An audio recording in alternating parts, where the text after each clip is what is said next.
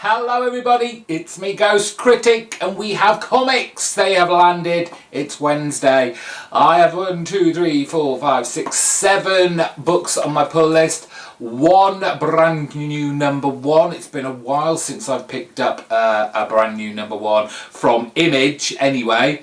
And so let's get straight onto it because no one subscribed to me in the last 7 days, but that's okay. We've got a nice bunch of people going on at the moment and I just want to say thank you and appreciate everyone who comments and likes and shares my videos across other social networks. Thank you very much.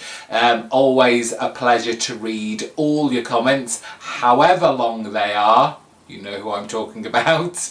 But yes, so don't forget, if you are new to my channel and you hit the subscribe button, you will get a shout out in next week's video. And if you do regular video uploads, then I will put a link to your channel in the description bar below and point people in your direction, and hopefully you'll get some subscriptions out of it too. So let's get on with those books, and we're starting off with the only Marvel comic we have this week, which is X-Men Blue. Cullen Bunn doing our X-team of the time-displaced younger versions of the original X-Men. And we kind of finished last issue with Beast and his whole, where he's getting all this spell magic from, and it is of course the Goblin Queen, and she has some Hexmen along the way, and they're kind of, I don't know whether they're X-Men that have been converted into kind of demon form, or they're just kind of clone replica versions of them but evil. I'm sure we'll find out a lot more in this issue, but I've really enjoyed this new storyline. As I said, good to have this out of the Secret Empire storyline. On to DC, of which we have 3 titles. We've got The Flash, issue number 30. Joshua Williamson still writing this book, and it looks like we've got a new storyline, Bloodwork. I don't really remember the last one, Negative, really ending in a kind of, this is the end of a story up kind of way. I know there was a big explosion in an office or a storeroom and flames and everything, but it didn't feel like an ending to go on to the next storyline. But here we have one. I'm sure I haven't missed out an issue, but we'll find out what's going on in this one.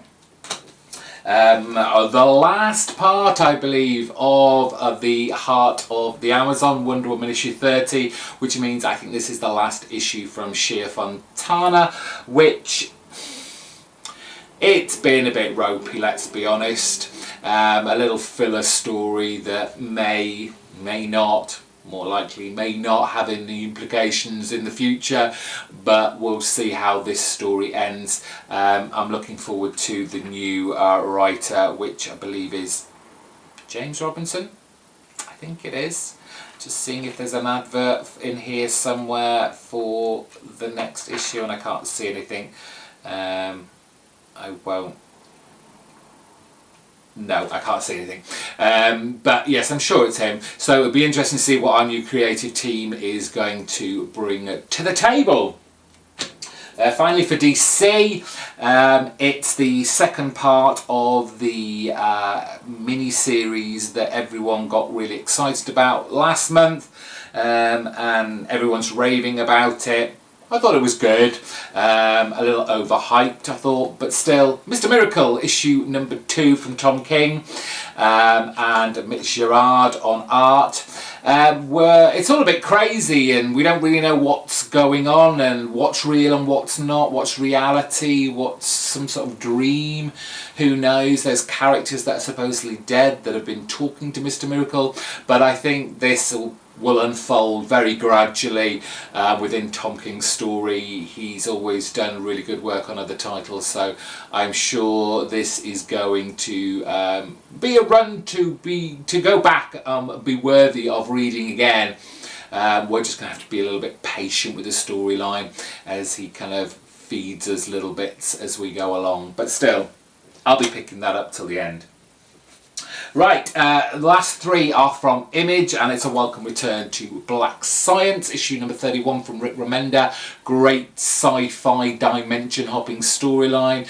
We finally got some version of the family pretty much all back together again, and I think this is, I don't know how long Remender's expecting this to go on for. Is this the final story arc that's going to wrap everything up? But there is certainly a climactic feel from the last story arc to this one, as they've now got Grant back on team, and he probably will not be very happy about being incarcerated for so long.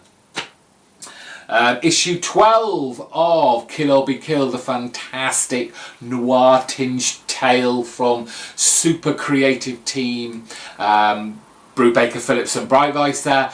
This, with every issue, it seems to get better and better, and you just don't know how it's even possible, because they already maintain such a high standard of not only storytelling from Brubaker, but the art and the colours from Philip and Breitweiser. Every time I open this book, I'm astonished at how good it actually is. So well worth picking this up in trade if you've missed out on it, or you didn't pick it up in singles. Do yourself a favour and get your lashes around this. Not literally, obviously. And finally, to that new number 1 from Seth M. Peck and Jeremy Hown. It's issue 1 of The Realm. Now, I don't actually know a great deal about this, but the front cover pretty much sold it for me. It's got this kind of 80s sci-fi straight to video realness about it that I love. It seems to be a mashup of so many kind of fantasy and sci-fi genres that I could not pick this up. It had to be there, regardless of what the story is about. I've heard big things. I can't wait to get diving into this. It's probably the first book I read. Can't wait. Really looking forward to it. So, they're my books. I'll be telling you all about them on my thoughts and opinions on Sunday, so don't forget to check out my review then. If you didn't see last Sunday's, go to my channel page and see my last but one video, and you'll see all the ones that I reviewed from last week. For now, let me know in the comments section what you picked up, what you're looking forward to reading. If you're new, don't forget to hit the subscribe button before you leave. Give this video a big thumbs up, and I'll see you soon. Bye bye.